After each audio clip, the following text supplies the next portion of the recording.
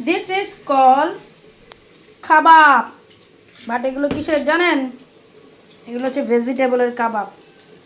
এগুলো যদি খেতে চান তাহলে আসতে হবে, ঠিক আছে?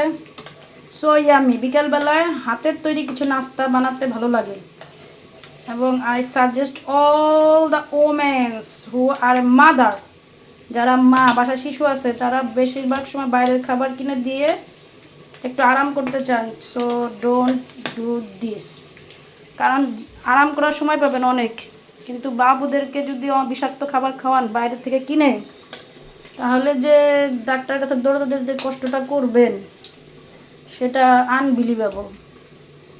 তবুও যারা এরকম ঘরে ভেজিটেবল কাটলেট বা যাই বলেন ভেজিটেবল কাবাব বানাতে চান না, বাইরের খাবার খাওয়াতে চান, তাদের জন্য একটা পন্থা আছে, সেটা হচ্ছে হোমিও মেডিসিন আর্সেনিক। আর্সেনিকের পুরো নাম হচ্ছে আর্সেনিক্যাল অ্যালবাম। এই মেডিসিনটা যদি খাওয়ান তাহলে আমরা বলি যে লোহা চাবিয়ে খেলেও সেটা হজম করা যাবে।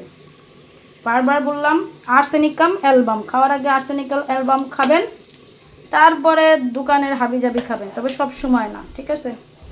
সব সময় না, মাঝে মাঝে। সো ইয়াম্মি আমরা ভেজিটেবল কাবাব বানিয়ে নিয়েছি। এরপর এটাকে আমরা পরিবেশন করব সস দিয়ে।